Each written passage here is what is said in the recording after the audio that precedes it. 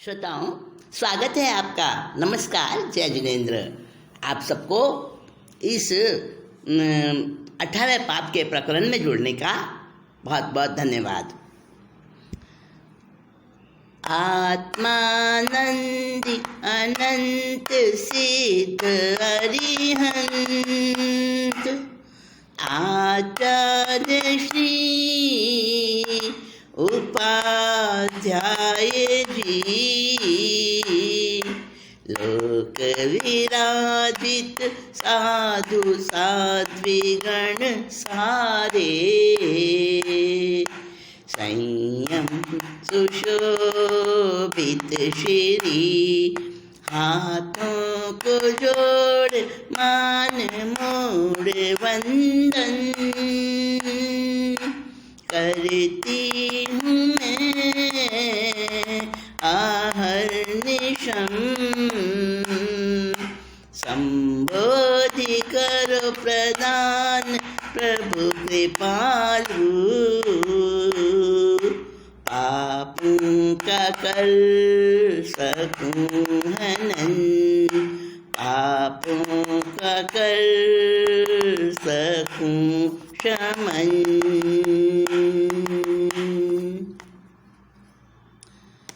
सभी पंच परमेष्टि परमात्मा गुरु भगवंतों को मेरा हार्दिक वंदन नमन। आप सभी के अंतर्दय में विराजित परमात्मा तत्व को मेरा वंदन अभिवंदन। साथियों, मकर ध्वज की कथा आपको बड़ी सरस लग रही होगी, क्योंकि मकर ध्वज भी हम जैसा ही एक कमजोरियों से भरा इंसान है। और हमारे तीर्थंकरों ने तो यहाँ तक कहा है कि वो भी हम जैसे ही थे, पर उन्होंने अपनी शक्तियों का जागरण किया, अपनी शक्तियों का उद्घाटन किया और वो उस पूज्य बनने की स्टेज तक पहुँचे। अपनी आत्मा के उस रहस्य को, उस परम तत्व को उन्होंने प्राप्त किया। और मकर ध्वज भी इसी रास्ते पर चल रहा है, इसी कोशिश में लगा है, एक छोटे से नियम द्वारा। हाँ, बिल्कुल ठीक बात है। एक छोटा सा नियम भी हमें उस मुक्ति मंजिल तक पहुंचा देता है। इतनी ताकत है प्रत्याख्यान नियम और उसके सम्यक आचरण में। नम्रता जो उसकी साथी है, उसकी रग रग में बसी है, नम्रता का गुण। और वो भी नियम ले चुका है। क्या नियम लिया था, याद है ना? मुनिराज से मकर ध्वज कुमार ने नियम लिया था कि मैं नम्र सत्य बोलूँगा, नम्रतापूर्वक सच्चाई को कहूँगा, है ना? एक श्लोक भी है, सत्यम ब्रूयात प्रियम ब्रूयात, माँ ब्रूयात अप्रियम सत्यम। अर्थात सत्य भी बोलो और प्रिय लगने वाला भी बोलो। बड़ा मुश्किल है, बहुत मुश्किल है।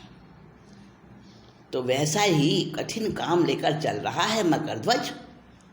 पिता ने कहा, या तो मुझे 1 करोड़ सोनैया दे दे लाके अभी के अभी, जो तू दे के आया है दान में कलाकारों को। उसने तो कला का सम्मान किया था, कोई अभिमान नहीं था उसके मन में, और ना ही और कोई बात थी उसके मन में।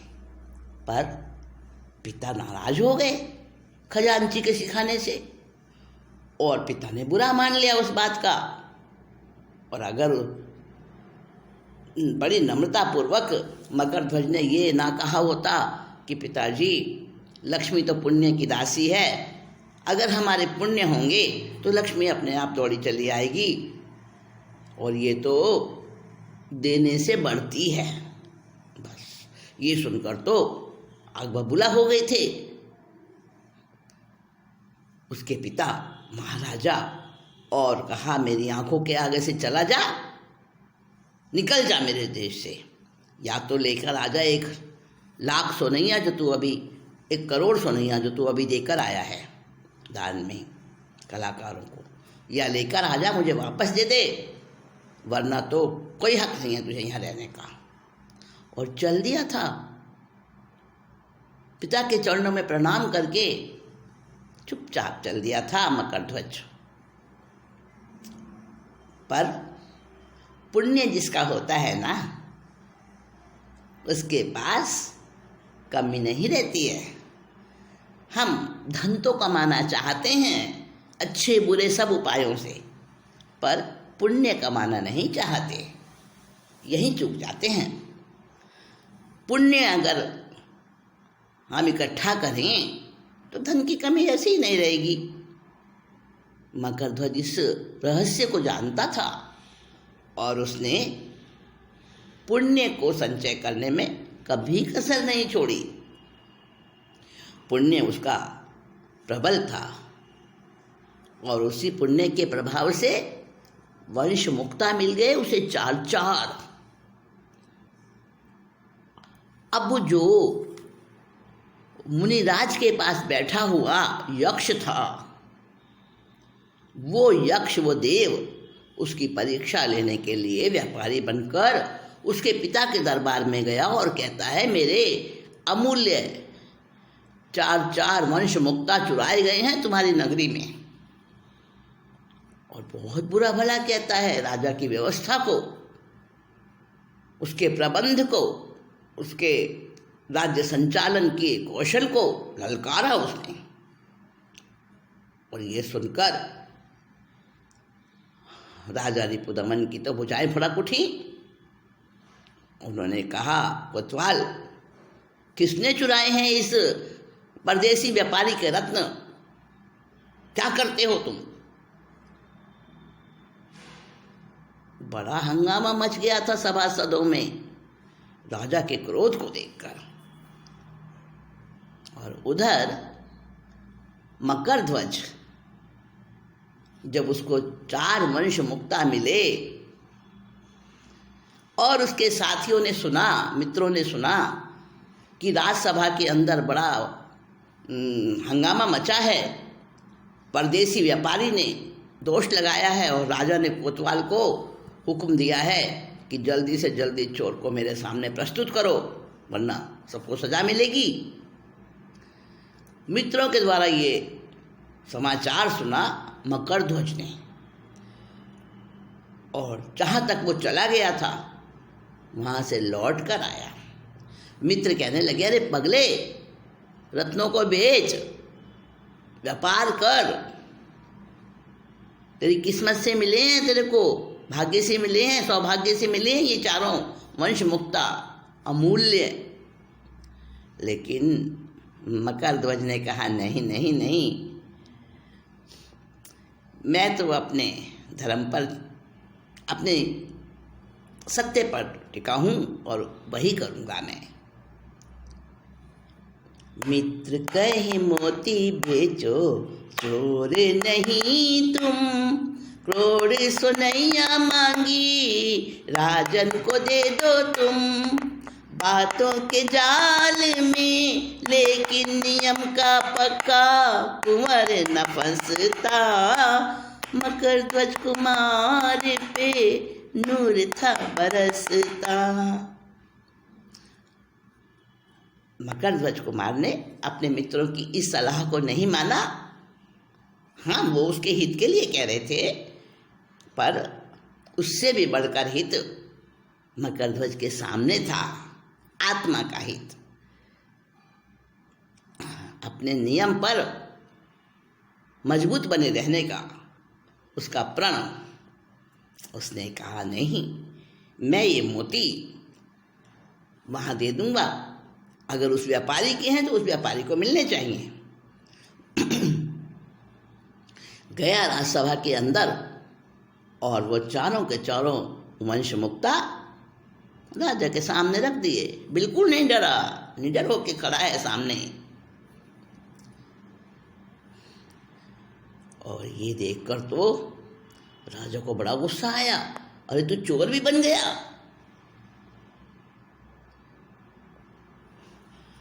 ये तूने क्या ऐसा अधम काम कर दिया, चोरी करे तूने, इस व्यापारी के मोती चुराए। लेकिन मकरध्वज ने कहा, नहीं पिताजी, मैंने ये मोती नहीं चुराए, ये वंश मुक्ता तो मुझे बांसों के झुरमुट में से मिले हैं। अच्छा, तो व्यापारी तुम तो कह रहे थे कि तुम्हारे जहां तुम ठहरे थे वहां से वंश मुक्ता चुराए गए हैं। लेकिन वो व्यापारी कौन था? आप तो जानते हो ना कौन था व्यापारी? वो तो यक्ष था, देव माया थी। यक्ष प्रसन्न होके स्वर्ण बरसा के गया सुरलोक मकर ध्वज के गुण गा के।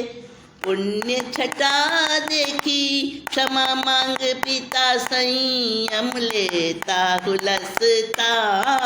मकर ध्वज कुमार पे नूर था बरसता। यक्ष ने सारी बात बताई। नहीं नहीं, ये मेरे मोती नहीं है, ये तो कुमार को इसके पुण्य से मिले हैं। मैं तो इसकी परीक्षा ले रहा था। सचमुच ये अपने नियम का पक्का है, अखंड अपने नियम को पालने वाला है। मैंने तो पूर्व भव में अपने लिए हुए व्रत में दोष लगा लिया था, पर मुझे आशा विश्वास है पूरा कि मकरध्वज कुमार कभी अपने व्रतों में दोष नहीं लगाएगा। मैं बड़ा प्रसन्न हो गया हूँ इसकी नम्रता और इसके सत्य प्रियता से, सत्यवादिता से मैं बड़ा खुश हो गया हूँ। और उसने सोना और बरसाया। वो सब सोना भी किसका था? मकरध्वज राजकुमार का था सारा सोना। और बड़ा उसने गुणगान किया पिता के सामने मकरध्वज का, बड़ा उसकी अच्छाई की उसने बातें बताई। और ये पुण्य की सारी जो लीला देखी, नम्रता का जो प्रभाव देखा, अब तो राजा पिघल गया। पिता ने पुत्र से क्षमा मांगी और मकरध्वज कुमार कहने लगा, नहीं पिताजी, बड़े लोग तो डांटते हुए और आशीर्वाद देते हुए अच्छे लगते हैं, क्षमा मांगते हुए नहीं अच्छे लगते। और सब हंस पड़े। राजा वीरदमन ने कहा, नहीं, मैंने अब देख लिया संसार का बहुत कुछ, और अब सफ़ेद बाल भी मेरे आने लगे हैं, और मैं तो अब संयम लूँगा। मेरा तो अब ये जीवन का पड़ाव आ गया है और मैं संयम लूँगा। और इससे पहले मैं एक मर्यादा तोड़ता हूँ। क्या मर्यादा तोड़ते हैं पिताजी आप? नहीं, मर्यादा नहीं तोड़नी चाहिए। कौन कहता है? मकरध्वज कहता है। लेकिन राजा वीरदमन कहने लगे कि मैं ये मर्यादा तोड़ रहा हूँ कि हमेशा बड़ा पुत्र ही पिता के सिंहासन पर बैठता है, राजा बनता है बड़ा पुत्र, पर नहीं। सुयोग्यता किसमें है? मैंने देख लिया, मकरध्वज में है सुयोग्यता राज शासन चलाने की। तो मैं इसको अपना उत्तराधिकारी बनाकर जाता हूँ। दोस्तों, देखा नम्रता का प्रभाव, देखा नियम का प्रभाव। शासन धुरा मकरध्वज को मिली है, प्रेम अहिंसा की बगिया खिली है। धर्म के प्रभाव से अनाचार नीति मिटी, जन जन हर्षता। मकरध्वज कुमार पे नूर था बरसता। साथियों, मकरध्वज कुमार को शासन की डोर संभलाई गई। उसके चारों भाई वो भी बड़े खुश थे, ईर्ष्यालु नहीं थे वो।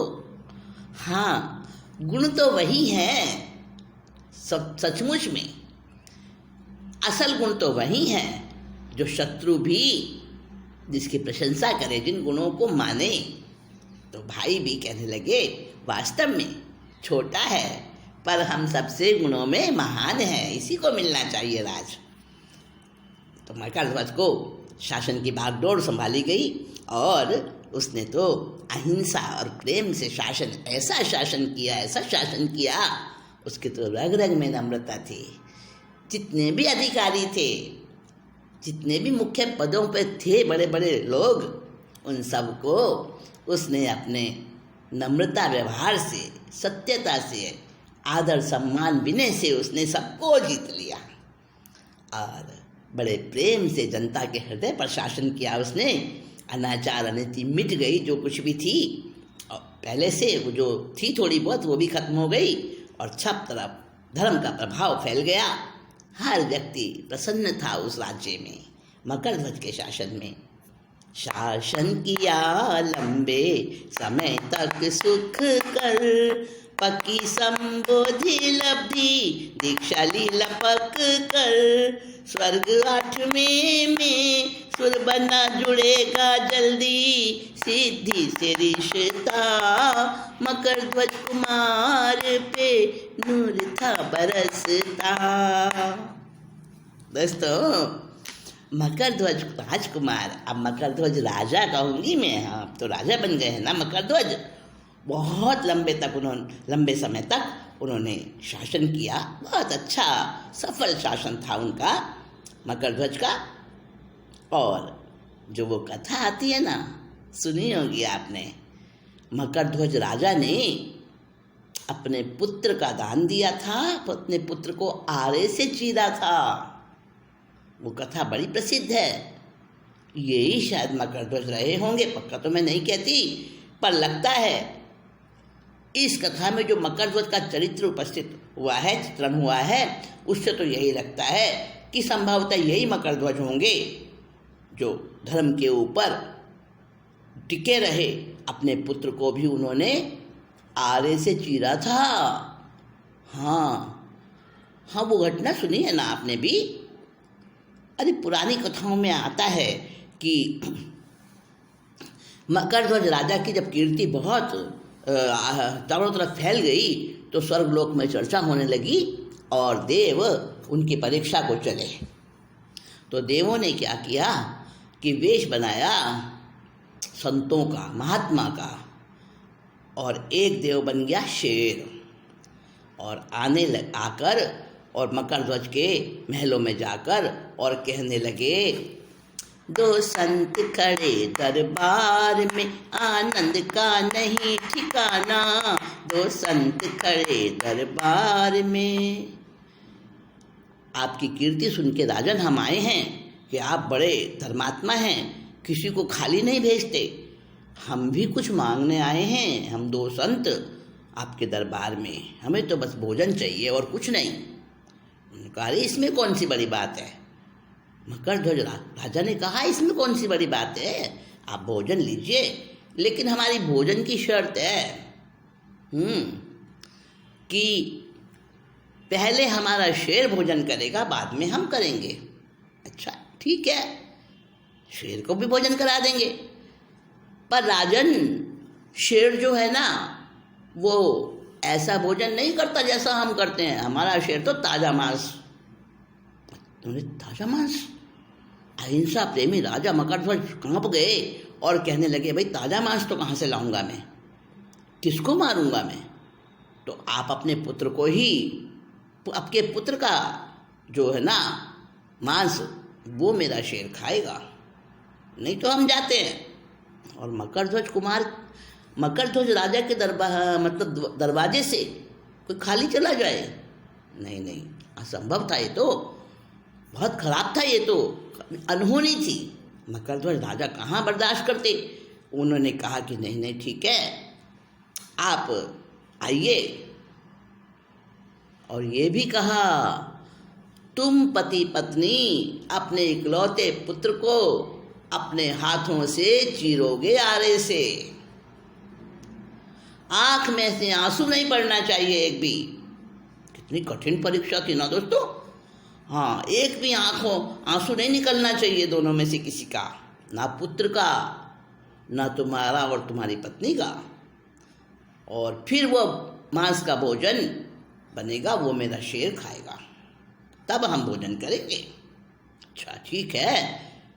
धर्म पे प्राण देने वाले, उनका तो धर्म ही प्राण होता है। हाँ, तो तन जाए तो जाए, मेरा आत्म धर्म नहीं जाए, उनका तो ये नारा होता है। तो तैयार हो गए और पुत्र को बुलाया, आरा लिया गया। मकरध्वज राजा और उनकी महारानी दोनों अपने इकलौते पुत्र को काट रहे हैं, आरा चला रहे हैं, चीर रहे हैं, और पुत्र भी हंसते हंसते, मैं धर्म पे बलिदान हो रहा हूँ। और क्या वो दृश्य रहा होगा, कैसे अलबेले मस्ताने रहे होंगे हमारे देश के वो धर्म पे प्राण देने वाले महापुरुष। कट गया और बायां अंग तो एक तरफ फेंक दिया गया, दायां अंग जो था वो शेर ने खा लिया हाथों हाथ। और ये देखकर रानी की आंख से आंसू टपक पड़ा। तब वो मुनि, जो देवता थे ना, वो महात्मा, वो साधु, तब एकदम से गुस्से में कहते हैं, क्या ये ऐसा भोजन कराओगे, तुम्हारी महारानी रो रही है। तब महारानी कहती है, नहीं नहीं महात्मन, मैं और किसी बात से नहीं रो रही हूँ, मैं तो बस ये सोच रही हूँ मेरे पुत्र के बाएं अंग ने कितना पाप किया होगा कि दाहिने अंग को तो मौका मिला और बायां अंग तो काम नहीं आया। बस मुझे इसी बात का दुख हो रहा है। ठीक है, बात खत्म हुई और भोजन बना जिस समय रसोई में, शेर ने तो अपना खा लिया। अब राजा रानी और दोनों महात्माओं के लिए भोजन बना, 4 थालियाँ लगाई गई, साथ में भोजन करोगे। अरे जिसका बेटा अभी के अभी वो माता पिता भोजन करे भला, इकलौता बेटा अपने हाथों से काटा है, लेकिन नहीं, परीक्षा धर्म की, हमारे साथ तुम्हें भोजन करना पड़ेगा। शर्त रखी महात्माओं ने। 4 थाली क्यों लाए हो, 5वीं थाली भी लाओ ना। और 5वीं थाली भी परोसी गई। और फिर कहते हैं, बुलाओ ना बेटे को। अरे बुलाओ, कहाँ है, आवाज़ लगाओ उसको, वो भी तो भोजन करेगा। कहने लगे दोनों पति पत्नी, महात्मन पुत्र कहाँ से आएगा, पुत्र तो यहाँ नहीं है ना अब। अरे यही है तुम्हारा पुत्र, बुलाओ तो सही। और आवाज़ लगाई तो वो तो उछलता कूदता खेलता हुआ आ रहा है। देखो ऐसी परीक्षा, शायद यही मकरध्वज रहे होंगे। अब लंबा काल बीत गया, एक एक के साथ कितनी कितनी घटनाएं जुड़ी हैं, कैसे कैसे हमारे देश के वो शासक, वो धर्म पे प्राण देने वाले ऐसे धर्मात्मा महापुरुष हुए हैं। हम उनके ही वंशज हैं, हम उनके ही चिन्हों पर चलने वाले धर्म के अनुयायी हैं।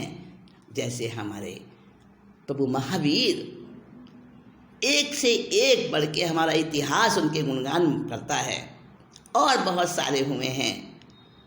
कईयों की तो बात हम इस 18 पाप के प्रकरण में कर रहे हैं और बहुत से छूट भी रहे हैं। सारी की सारी बातें एक साथ नहीं की जा सकती ना। तो हमने आज मकरध्वज कुमार की बात कही है, उसकी कहानी सुनाई है। वो राजा मकरध्वज जो अपने धर्म पर बड़े पक्के थे और धर्म को, नियम को, व्रतों को अपने जान से ज़्यादा समझकर उनका पालन किया करते थे, बड़ी शक्ति के साथ। उन्होंने बहुत अच्छा शासन पाला, शासन चलाया लंबे समय तक। और जब उनकी काल लब्धि पकी, हाँ, एक समय होता है, बिना समय के तो दीक्षा भी नहीं ले पाता इंसान, मन में सोचता रहता है पर ले नहीं पाता, कोई ना कोई बाधा आती रहती है। उनकी काल लब्धि पकी और उन्होंने दीक्षा भी ली और 8वें स्वर्गलोक में बड़े रिद्धिशाली देव बने और जल्दी ही सिद्ध बुद्ध मुक्त होंगे और सिद्धालय में जाकर उनकी आत्मा शाश्वत सुख को प्राप्त करेगी। ऐसे मकरध्वज कुमार जिन्होंने नम्रता का गुण अपने जीवन में कायम रखा और नम्रता गुण से जो वो आगे बढ़े और उन्होंने अभिमान को बिल्कुल नहीं आने दिया। नम्रता का नाश करने वाला अभिमान और अभिमान का नाश करने वाली नम्रता, दोनों ही एक दूसरे के आश्रित हैं। तो मकरध्वज कुमार ने अभिमान को जरा सा नहीं आने दिया कि हाँ मैं कितना बड़ा नम्रता को और अहिंसा को पालने वाला हूँ, कभी नहीं आया उनके मन में। और साथियों, ये ध्यान रखने वाली बात है, गांठ बांध कर चलने वाली बात है कि अगर हमारे मन में अभिमान आ जाता है, कृष्ण पक्ष है वो अभिमान, वो पाप है। अगर अभिमान आ गया तो हम पाप के भागी बनते हैं, पाप का बंध करते हैं। और अगर अभिमान का शुक्ल पक्ष नम्रता हमारे जीवन में आ जाती है तो पुण्य का और धर्म का भी हमारे को लाभ मिलता है और मोक्ष में भी आत्मा जा सकती है। ये नम्रता ऐसा गुण है।